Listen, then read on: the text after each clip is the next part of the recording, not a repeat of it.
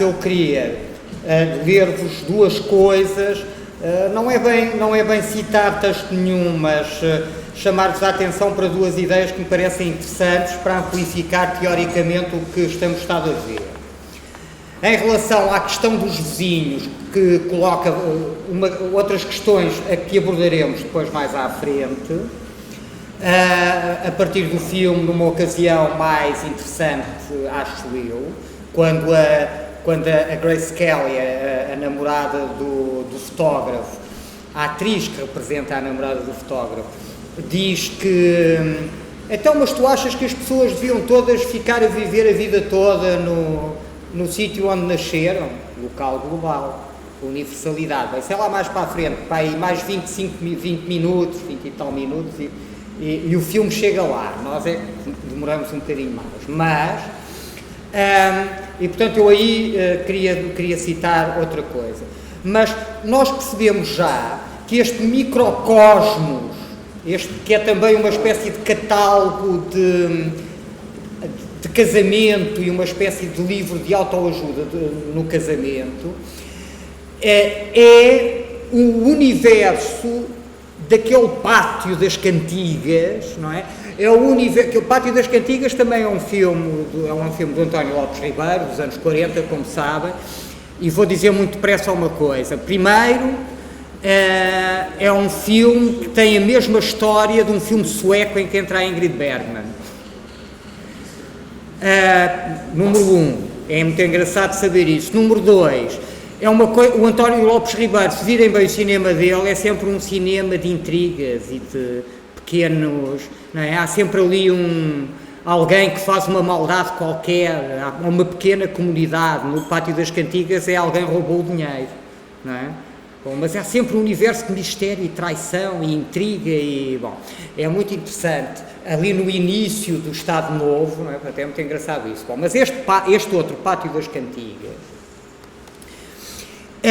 põe este problema, como todos os pátios das cantigas, põe este problema dos vizinhos. E eu queria dizer-vos isto, que não vou citar, mas vou parafrasear, é que o Deleuze, o Deleuze e o Guattari, nos Mille Plateaux, um dos modelos que tem para o espaço ISO é precisamente o da geometria do Riemann, que é um geómetra e matemático, enfim, um matemático alemão do século XIX, e que ele descreve assim, ele descreve o espaço da geometria do Riemann como envolvendo um conjunto, pôr em jogo uma série de porções, de bocados em vizinhança. Pôr em vizinhança uma série de coisas. O pôr em vizinhança. Esse pôr em vizinhança, essa relação pode ser feita de um número infinito de maneiras. A vizinhança do Jimmy Stewart pode então ser lida desta maneira como uma das infinitas possibilidades de se relacionar com os vizinhos, por exemplo, não é? E que portanto, e que me parece interessante. Se depois pensarmos a geometria, sobretudo a métrica do Riemann, encontramos uma qualidade de facto muito lasiana, que é a ideia de que as suas propriedades variam de ponto para ponto. Não é? Então não é sempre a mesma métrica, não é sempre o mesmo padrão de medida, digamos assim. Portanto, estamos num outro espaço, já que o espaço da perspectiva é o espaço da geometria euclidiana. Não é? E a geometria do Riemann já não é euclidiana. Não, bom, e portanto, isto parecia-me interessante chamar a atenção antes de passarmos às imagens. Outra coisa que vos queria citar é um texto que vem no catálogo do Hitchcock e no tal número especial dos Cahiers du Cinéma que eu referi quando falei da bibliografia, que é o texto do Pascal Bonizet, que se chama It's Only a Film, ou A Face do Nada. O nada vai nos interessar e, portanto, é um texto que eu gosto muito sobre o Hitchcock, e em que ele tem esta frase bestial. Vejam lá se não é bestial para isto. a imobilidade do corpo e a entronização do olhar. Entronização do olhar. Portanto, o olhar no trono e o corpo imóvel. É o regime de visualidade da perspectiva, mas não é disso que ele está a falar. Ele está a falar, precisamente, dos atores de cinema, que ele diz que, precisamente, ainda durante o mudo, vão parar de mexer tanto o corpo, vão parar de se mexer tanto, ter tanto trejeito, aqueles trejeitos do mudo, e que ele diz que isso acontece precisamente, sobretudo, a partir do tal filme do DeMille, onde se encontra a mão que atravessa para cá da cortina, o tal The Shit, não é? O tal The Shit, não é? Que podíamos traduzir, não sei como é que se chama em português, mas enfim, a burla, enfim. Então, refere-se a um estilo de representação menos gesticulante e onde o olhar é mais significativo. E depois diz outra coisa muito interessante, diz que é esse estilo de representação que faz entrar no cinema a perversão, o mal-estar, o desejo e a moral. A perversão, o mal-estar, o desejo e a moral.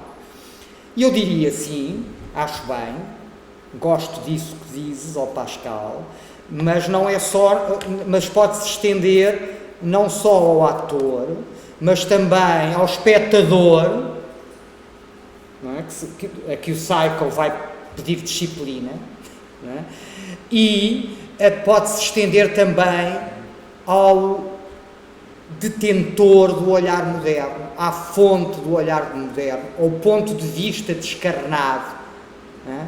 Descorporalizado da perspectiva. O que temos aqui é a Câmara dei Sposi do Palácio do Cal de Mântua. É uma obra que é encomendada nos anos 60 ao André Mantegna, é um dos primeiros mestres do Renascimento a sair, a não estar, não é a sair, a não ser originário da Toscânia ou a não trabalhar na Toscânia. Portanto, digamos na região de Florença. Porque havia um veneziano, o Domênico, um homem do norte, portanto, como o Mantegna, que é de Pádua, portanto, que faz parte do território dominado pela senhoria, né? Mas, por Veneza, pelo poder veneziano, Pádua, a cidade intelectual, não é? a cidade da universidade, e o Mantegna é desse norte, e é um dos primeiros mestres a praticar com grande cultura, até com cultura histórica, arqueológica, da antiguidade, e grande cultura, digamos, até científica, domina muito bem a perspectiva, não é? Bom, é um tipo de culto, e portanto, o Mantegna. O Mantegna trabalha muito em Mântua, e isto é uma imagem que eu já mostrei, aquele óculo lá em cima, também no seminário anterior da autorrepresentação, e isto é muito engraçado, para vermos uma coisa de que eu já falei. Portanto, isto eu devia ter mostrado antes, mas não tinha, não é? Não vou continuar a chorar sobre o leite derramado, mas agora tenho, e portanto isto é, estão a ver, o ponto de vista. O ponto de vista, que é um ponto de vista, digamos assim, factual, ou seja, que corresponde com a experiência de observação direta do observador. Digamos assim, não é? Com a experiência, quase me apetece dizer, fenomenológica do espectador.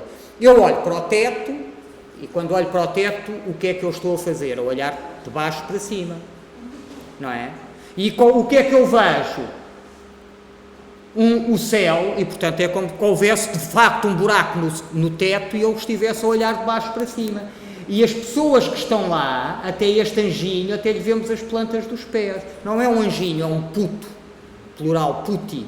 Não é? Portanto, que eram aqueles que depois dão os anjinhos do mundo cristão, os anjos hebreus eram criaturas terríveis, não é? Que faziam coisas que nem sempre eram muito morais, até se metiam com raparigas e tudo, portanto eram umas armas do Senhor muito diferentes destes anjinhos, não é? Do nosso anjinho da guarda, não é? E portanto, que vêm aqui destes puti, não é? Bem, também vêm destes puti. Bom, e portanto, o anjinho gordinho, barroco, não sei o quê, não é? Tem mais a ver com os puti do que com os anjos do Antigo Testamento. Bom, mas portanto, estes companheiros, portanto, do Eros, não é? Do Cupido, na designação latina, não é? E, portanto, temos aqui o exemplo de um plano em que nós olhamos para cima, a imagem está no teto e nós olhamos para cima e vemos como se estivéssemos a olhar para cima. Aqui também olhamos para cima. Também é um teto, é o teto da Capela Sistina, e estamos a ver as imagens de baixo para cima. Não, estamos a ver as imagens de frente. Estão a ver? Portanto, o ponto de vista que o pintor utilizou para representar a imagem não é necessariamente igual ao ponto de vista do espectador. Lembram-se? E portanto cá está isso, mas há outras coisas giras nisto. Olhem que outras coisas tão giras que há nisto. Câmara dei Sposi. A designação é profundamente privada, íntima até. O quarto dos esposos, dos cônjuges, não é? Então, e depois há a gente a ver. Estão a ver? E nós diremos assim, bem, a gente são os puti. São os companheiros do Eros, não é? Do Cupido, não? Já que são puti em latim, então do Cupido latino, não é? São os amores, não é? Os tipos que andam ali à volta do Cupido e estão a espreitar, está bem, para um quarto dos cônjuges, parece-me bem que os Cupidos espreitem, não é? Alguma coisa de mal se passava, não é? Já parece mal é que outros espreitem, não é? Bom, mas aqui o nosso amigo Jimmy Stewart não tem bem a mesma opinião, como viu a rapariga pôr o sutiã, não é? Mostrar o rabiosque, não é? E andar para ali entre as menores, não é? Que então para os anos 50 são muito menores, não é? Pelo quarto, não é? Da sua casa, não é? Bom, e portanto, mas reparem noutra coisa, é que aqui temos uma cena oficial. Uma cena de governo, de Estado, já não é mais o pessoal e íntimo e privado, mas o institucional e o estatal, o administrativo, o aparelho de Estado. E há cortinas, há tudo o que a gente queria.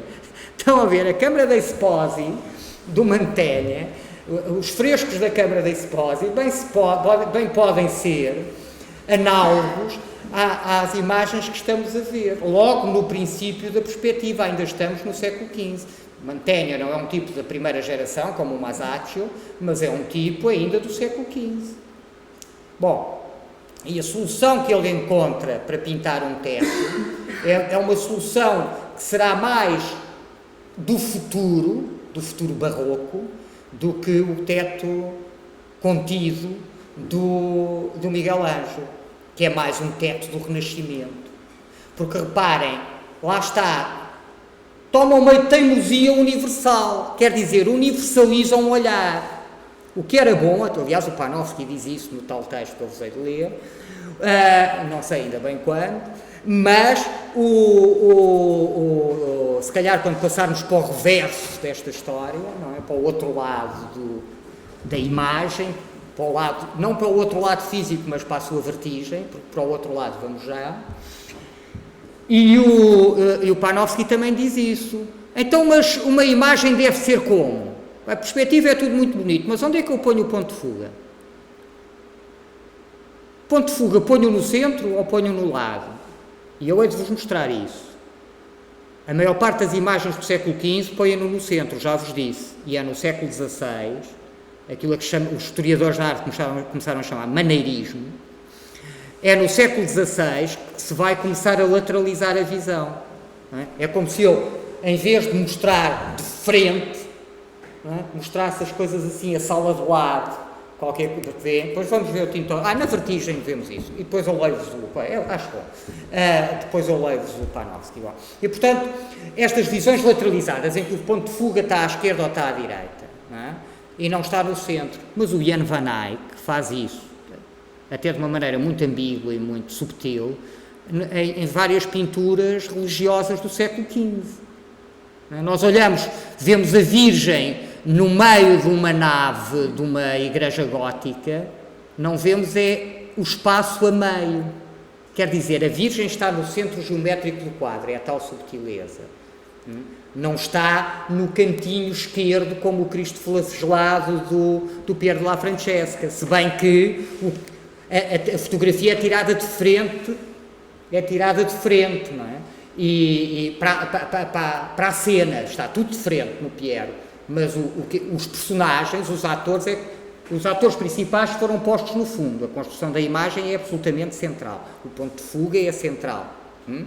Mas o que acontece no Van Eyck, antes até do Piero, é isto: a Virgem está no meio, mas depois a nave central da igreja corre do lado. Depois mostro-vos uma imagem dessas, corre do lado, não é?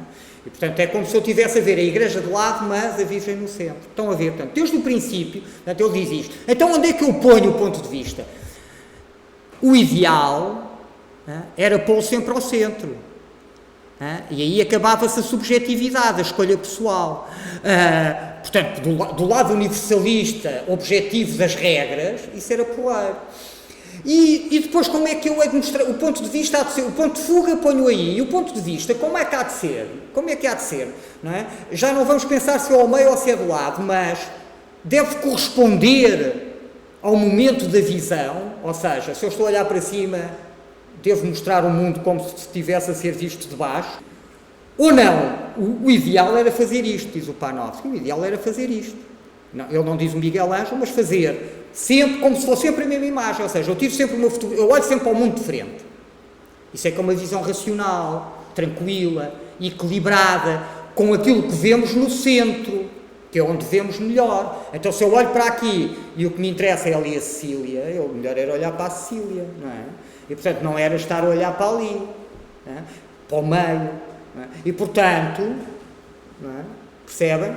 E, portanto, quando eu ponho, aí começam a acontecer coisas, a desequilibrar-se a imagem, a geometria da imagem, a ser esquisita a relação comigo, e aí, portanto, começam a entrar outras coisas menos racionais. Velocidade, desequilíbrio, estão a ver coisas desse género. E, portanto, olhando uma imagem de frente, em pé, pondo no meio aquilo que eu quero ver, isso é que é a maneira racional de olhar o mundo, tranquila, o mundo que eu estou a olhar para dominar. E, portanto, era bom que tirássemos sempre as fotografias assim e depois, mesmo que fosse para pôr no teto, punhamos uma fotografia assim, cá está.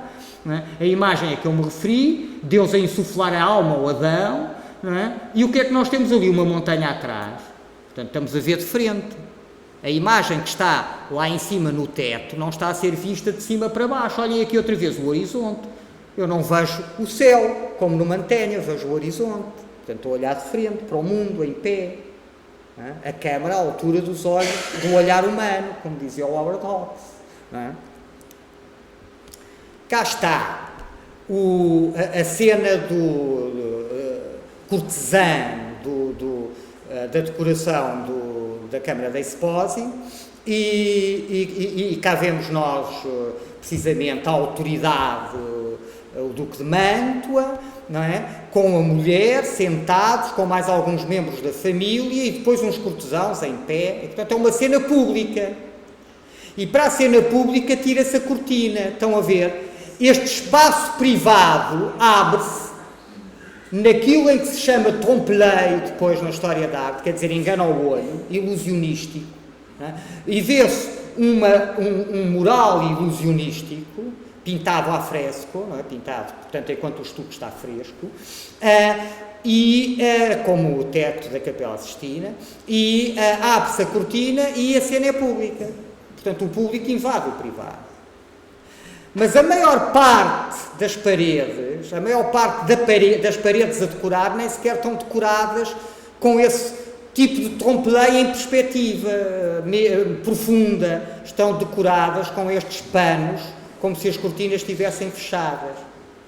E isto é complicadíssimo de fazer, isto tem uma grande mestria, uma grande técnica. e um grande peso financeiro, porque isto é folha de ouro, são quilos, não sabemos quando é que isto foi pintado, porque julgamos que os quilos de folha de ouro que o Duque de Mantua comprou, sabemos, isso está registado, não é? Vão lá comprar ouro, a ver se não vão logo escrever quando forem comprar e quanto é que custou, não é? E, portanto, e aquela folha de ouro toda para fazer estes tecidos brocados a ouro, luxuosíssimos, como se fossem cortinas, estão a ver? Portanto, são cortinas. Também é ilusionístico, também é trompe-l'œil, finge que está lá uma cortina que não está. A perspectiva também serve disso, porque parece que a cortina, não é, tem ali uma relação espacial tridimensional com o nosso espaço, e não tem. Bom, mas, portanto, está no limite, não é, da utilização. E é muito engraçado, porque a cortina é uma coisa que eu acho sempre que temos de pensar na cortina, que temos de pensar com a cortina, a partir da cortina, é que a cortina é a tela. Percebem? Eu queria deixar isto com muita força. Na minha cabeça tem muita força. Na vossa tem a força que tiver, mas na minha tem uma intensidade bestial. Não é? Vocês já pensaram que quando nós dizemos óleo sobre tela, sabem o que é tela? A tela é um pano. Não é? O Chagall conta que quando era pobrezinho, chegou a Paris, era muito pobrezinho, não tinha dinheiro, rasgava os lençóis para fazer quadros, para os montar. Não é? Rasgava os lençóis, dormia sem lençóis para pintar. Estão a ver? E portanto é pano. Quer dizer, não olhem para aquilo como a gente normalmente não tem essa noção, a não ser depois naquele, não é, quando aparecem aquelas tintas, vai ser mais para o século XIX, não é? O Cézanne, tanto tem aqueles quadros com muita mão, com muita opacidade, com empastos, muito coisa, e parece quase, não é, parece quase que está a esculpir a tela, como o Van Gogh, até o Van Gogh, depois tem aquelas coisas assim muito diluídas, não é, que a gente vê a malha da tela, a trama da tela por baixo, não é? Parece que pintou assim com aquilo tudo muito diluidinho e não sei o quê. Bom, e portanto, a tela é um pano. Portanto, a tela é um pano, como a cortina é um pano. Não é? E portanto, quando se pinta uma cortina, eu acho que é um bocado difícil esquecer a tela. E portanto, aqui temos a tela.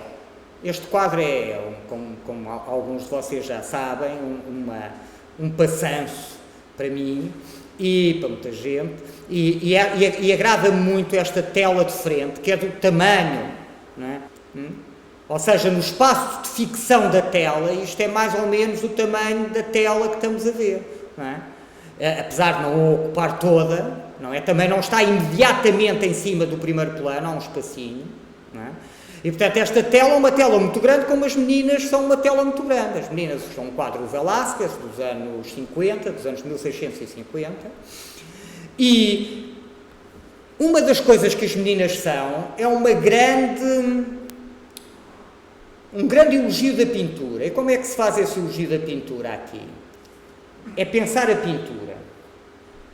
Pensar a pintura, reparem, a pintura é luz, que entra por uma janela. A pintura é uma janela. Não é? A pintura é um enquadramento, como esta porta. A pintura... Mas isto tudo, esta janela mágica que parece prolongar o nosso espaço, que está tocado lá, as meninas, se estiverem apoiadas no chão, parece que podemos entrar, literalmente, não é? Não passa disto, é assim que se faz o elogio da pintura no Velázquez neste caso, não passa disto, porque há este mago, este gênio, não é? Que foi capaz de transformar isto, que é apenas um bocado de pano preso a uma estrutura de madeira, não é? E que foi capaz de transformar isto nisto. Estão a ver? Portanto, aqui temos o frente e o verso. Depois há a leitura do Foucault nas meninas. As meninas também são nas meninas. Nas palavras e nas coisas. Estão editado em português. E também é um texto muito interessante para nós. Eu esse não me esqueci de pôr, porque não ia mesmo pôr. Agora, não se esqueçam, se houve aí pioneiro, escrevam, por favor, na bibliografia, porque é um texto fundamental para estas sessões. Não é fundamental irem ler, já sabem, mas é um texto fundamental. É mais fundamental do que muita coisa que eu lá pus. Mas cá está. Né? A leitura do Foucault é muito interessante, talvez é interesse referir mais tarde. E que também anda por isto, a impossibilidade de ter no mesmo sítio aquele que vê, aquele que é visto e aquele que criou a imagem. Não é? No caso da pintura, o pintor, o espectador e o tema representado. Não é? E depois, evidentemente, que há outras coisas. Não é? Tem muito a ver com o universo do Foucault, que é precisamente onde é que estão, o que é que está aqui? Um espelho. O que é que está no espelho? Os reis de Espanha. Quem é que devia estar no espelho? Menos do que ele pensa, porque o ponto de fuga não está aqui, o ponto de fuga está aqui. E como o ponto de fuga está em frente do ponto de vista, já vê em nós, estamos a ver a cena mais em frente deste senhor, e estamos em frente da porta, não em frente do espelho. Não é? Mas continua a ser uma leitura muito, muito interessante e muito forte, até porque o ponto de fuga é tão apagado, é tão diluído, que esta ficção que aparece aqui no meio de luz, há uma série de quadros dentro do quadro, estão a ver? Já falámos disso há bocado, quadros dentro do quadro, imagens dentro da imagem, o Velázquez é o rei disso, não é? Há uma série de quadros dentro do quadro, mas a imagem mais luminosa dentro desta imagem não é de um quadro, é de um espelho, outro espelho famoso. E, portanto, nós sentimos que quem devia refletir-se nesta imagem das imagens éramos nós. Quem é que está lá? O rei. É como se o subordinado e o subordinador pudessem ocupar o mesmo espaço ao mesmo tempo. Olhem esta coisa extraordinária, não é? Que eu descobri há pouco tempo, há uns meses, e não fui eu que descobri. Não fui eu que descobri, seguramente, isto não está num slide, mas não fui eu que trouxe para o meu mundo, foi outra pessoa que me chamou a atenção, portanto tenho de dizer isto para não me apropriar disto, mas é uma coisa espantosa, não é? É uma coisa espantosa, a maneira como... Sabem o que é que está aqui? Bem, vamos lá ler ali em cima. Escola de Ferrara, a Virgem com o Menino e os Anjos, é o tema. Nunca pensem que isto são títulos.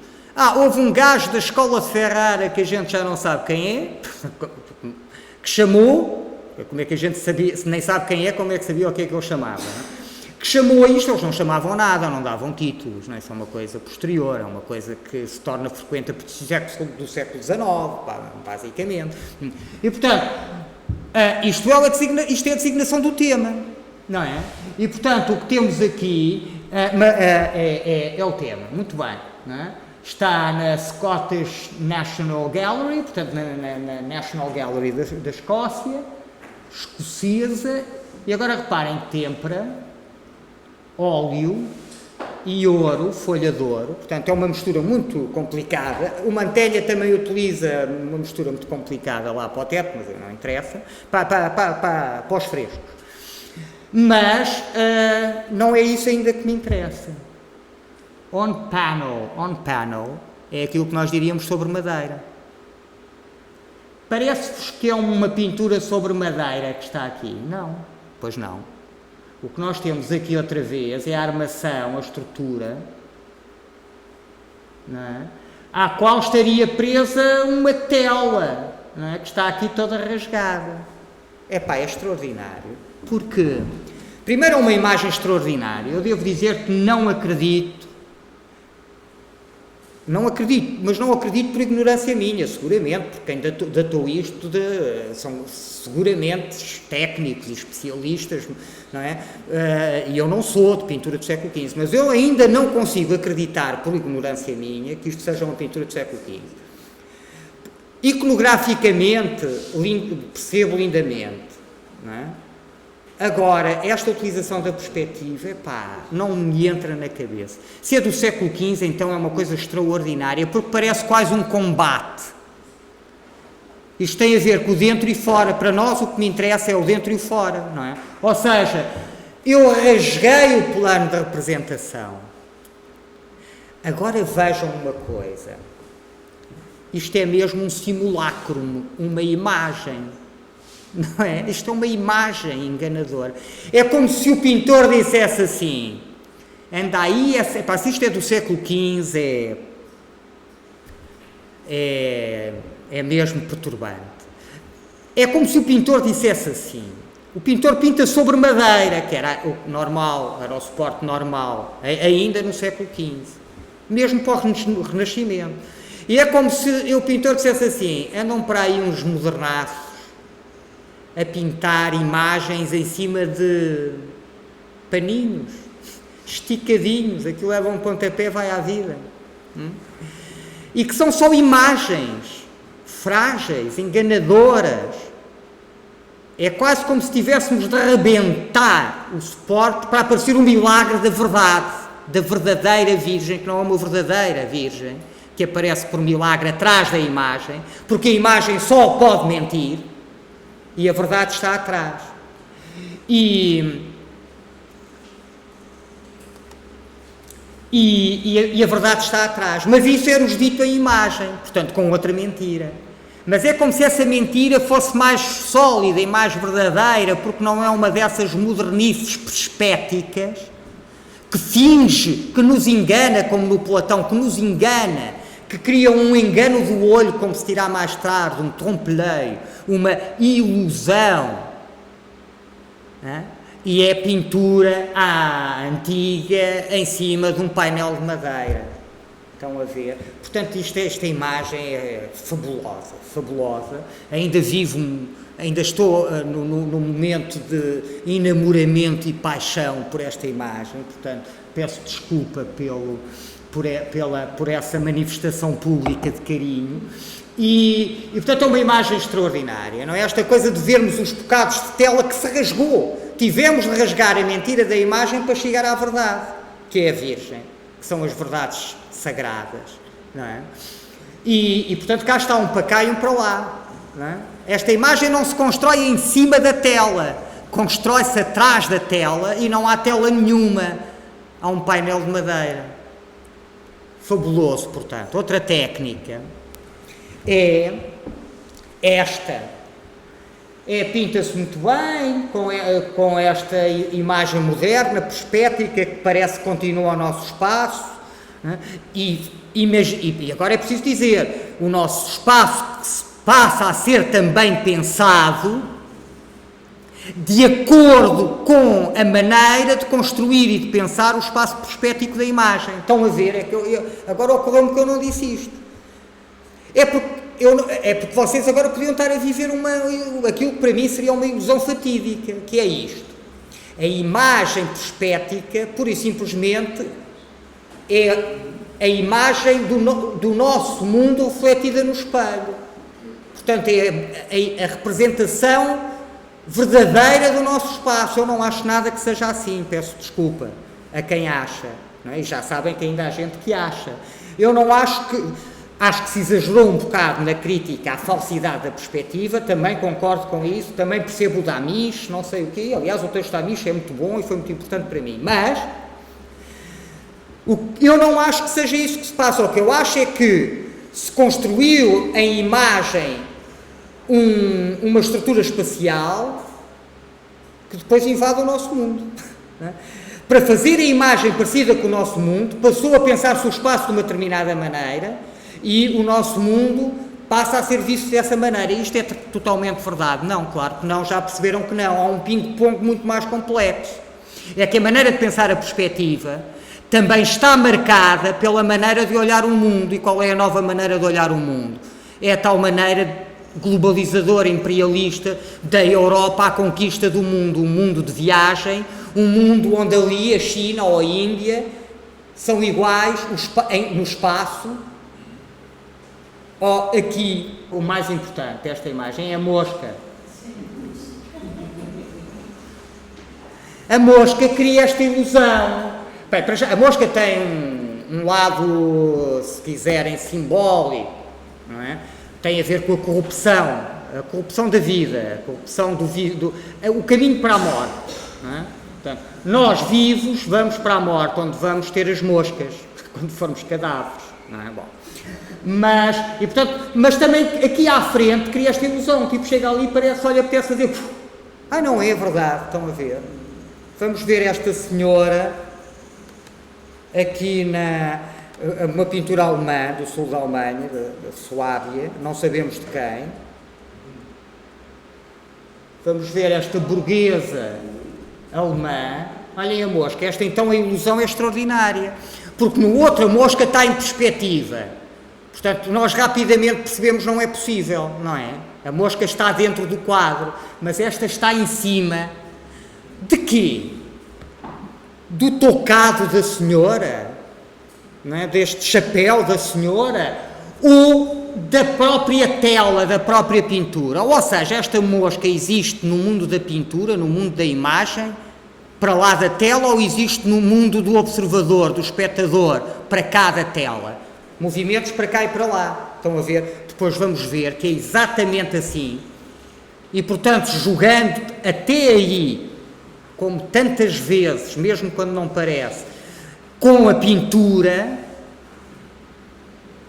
aí é também assim que se constrói, é aí que joga o Anemic Cinema do Marcel Duchamp.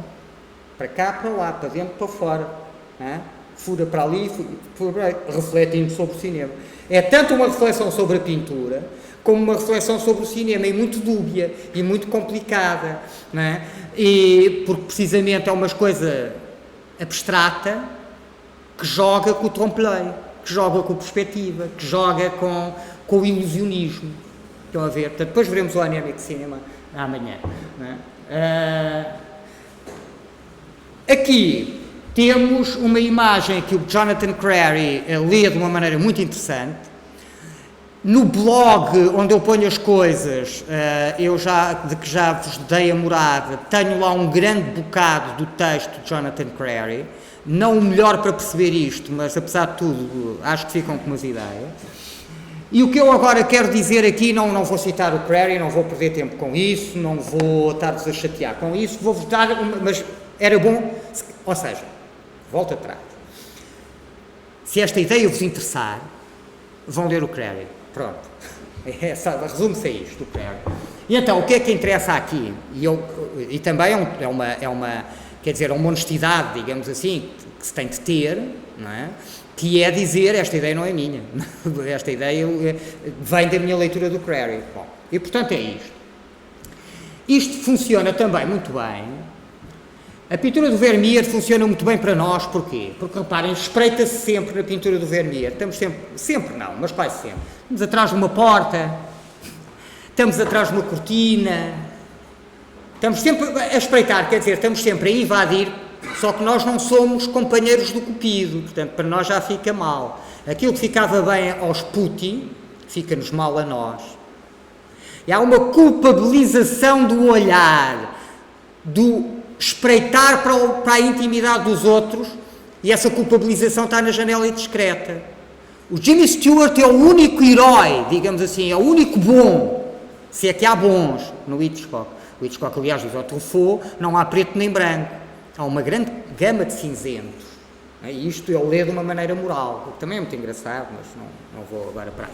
Mas é muito engraçado porque faz parte de uma tradição de pintura também. Francisco de Holanda diz isso. Eu tinha de acabar a frase porque odeio aquelas pessoas que mandam o bitate e depois o tipo não percebe nada e deixam aquilo no ar.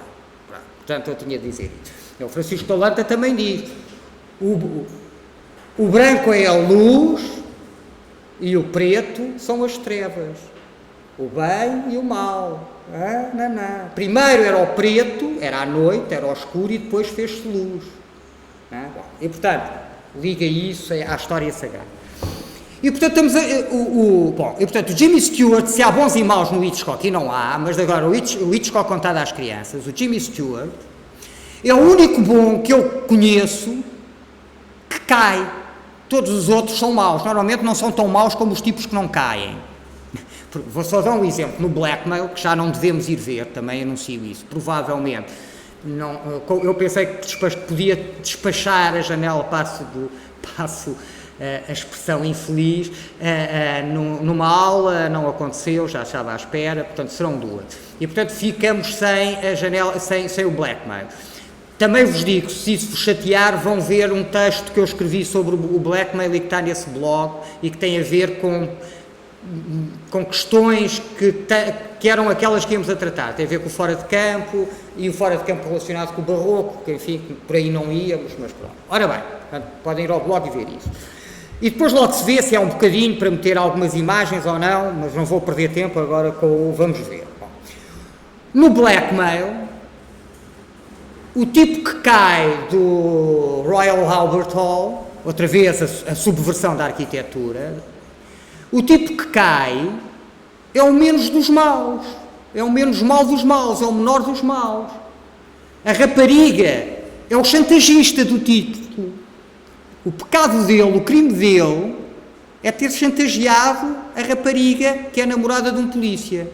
Mas o que é que a rapariga fez para ser chantageada? Matou um homem. O que é que fez o homem para ser morto? Tentou violá-la. E o que é que fez o polícia? Como era namorado dela e ficou muito chateado e ciumento e ao mesmo tempo muito preocupado com ela, encobriu o caso. Bem, para um polícia deve ser o mais culpado de todos, encobriu um assassino. E o desgraçado, que a única coisa que queria era fazer chantagem, se eles não pagassem, ele dizia a verdade, portanto tudo aquilo que ele faria era dizer a verdade. Será assim tão mau? Mesmo que dou ao polícia e à sua namorada? Cai, estão a ver, portanto, isto bons e maus tem muito que fica assim, mas era o tipo a ver nos livros, era o tipo de quem o público não gosta. Ora, o Jimmy Stewart é com quem se identifica o público, veremos isso depois na próxima aula. Precisamente, desde o início, nós vamos identificar-nos com o Jimmy Stewart. Há umas identificações que se fazem que é esta, que têm sempre a ver com isto, observador observado. Jimmy Stewart e o assassino são identificados logo no princípio. É o eixo de visão, ponto de vista, ponto de fuga. São irmãos, gêmeos e simétricos. Não é? Mas não é só esse, não são só esses observadores e observados envolvidos. Espectador e personagem fílmico. Estão a ver? Até essa identificação é feita. E nós que nos identificamos tanto com ele e que estamos como ele presos à cadeira, só que é do cinema, não é verdade? Estão a ver? Portanto, as imobilizações do corpo e a entronização do olhar a espalharem-se, e a espalharem-se aqui mesmo de uma forma que está no filme. O filme faz isso, diz-nos isso também. Podia não dizer e ser eu a tirar e não tinha mal nenhum e funcionava. As coisas não têm de estar na cabeça de quem as fez para estarem lá, para começar. Sabemos isso desde o Freud. Isso é uma coisa importante. O Hitchcock diz que isso nunca pensou nisso. Epá, mas pensei eu. Não é? E eu vi lá, e posso dizer porque é que vi lá, portanto, calma, não é? Portanto, tenham isso em conta, mas, portanto, reparem, nós que nos identificamos com Jimmy Stewart, vamos cair pela janela com ele, não é? É o único tipo que não é antipático, não é o mau, pronto, agora para não perder mais tempo com isso, que cai nos filmes do Hitchcock, de que me lembro. Portanto, há uma culpabilização do olhar. Tu foste um maroto, tu estiveste a espreitar, tu foste um voyeur, tu foste um tipo que viu e que não agiu, não é? E que agiu até naquilo que já não valia a pena, porque há aqui duas questões que eu depois vos mostro na altura. Há duas coisas onde se podia agir, uma já passou, o tipo matou a mulher, pá, está morta, e agora? O que é que tu vais fazer? Castigar o bandido? Olha, isso é problema do Estado, não é teu. Estão a ver, outra vez, institucional pessoal. Mas há uma coisa que ele está tão preocupado nesta luta de homem a homem com o bandido, que não vê que a solteirona às tantas, depois de uma série de desilusões e de desgostos de amor e de não sei o quê, e de bebedeiras, está no limite do suicídio. Está quase a suicidar-se. E o Jimmy Stewart quer lá saber. Estão a ver? Portanto, ele acumula estas culpas todas. Espreitar é tramado. Não é? É porque espreitar dá uma responsabilidade moral, não é? Quer dizer, eu espreito o quê? Eu não sou Deus, eu não vejo tudo primeiro, portanto eu vou espreitar o quê? Depois faço o quê? Como é que hajo em conformidade? Estão a ver o dilema moral de ver, não é? E isso também está no Vermeer, mas há outra coisa no Vermeer que está na janela indiscreta, que é esta, que é, para além da vigilância, depois veremos também, a vigilância está lá logo no início, a vigilância de uma espécie de estado policial está lá, e nós sabemos que hoje vivemos em vigilância permanente, não é? Quer dizer, as nossas cidades têm câmaras, não é? E depois diz-se assim, não é? Quando se pergunta às pessoas na rua, as pessoas que não pensaram no assunto dizem assim, quem não deve não teme, até isso está na janela indiscreta, quem não deve não teme. O único tipo a ter a janela fechada, a ter o store corrido, vão ver, é o assassino. Ou já viram, quem viu o filme? É o assassino, ele deve e teme. Estão a ver, senso comum, e é perigoso senso comum, é outra coisa que eu não diria que pensa, eu não diria que a janela indiscreta pensa, mas que nós podemos pensar a partir da janela indiscreta. E finalmente esta imagem diz outra coisa, em relação que é importante para a janela indiscreta. É um observador a ver da janela que organiza o mundo todo, e reparem que tipo de observador, ou seja, é dentro da câmara escura, que é uma espécie de analogia do cérebro, que tudo se organiza. É que não basta ver o mundo, é preciso organizá-lo. Estão a ver? É que ver é organizá-lo e compreendê-lo, é organizar o mundo.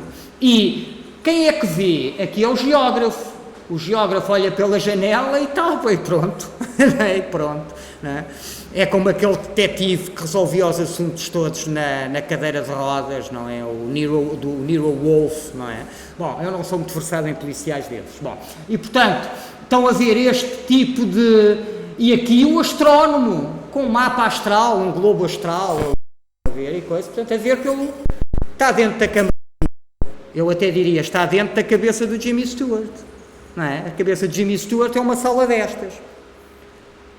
E depois há isto, que isto já não é para agora, que é o Panopticon. Cá está, o Panopticon faz de nós deuses. O Panopticon, que é um modelo da vigilância moderna no Surveiller Pionnier do Foucault, é um modelo da vigilância do mundo a partir do século XIX. E nós também podemos pensar, e naquele livro sobre o Foucault que eu vos cito, pensa-se mesmo isso. Ainda é um bom modelo de vigilância, ou já vivemos numa vigilância pós-panóptica?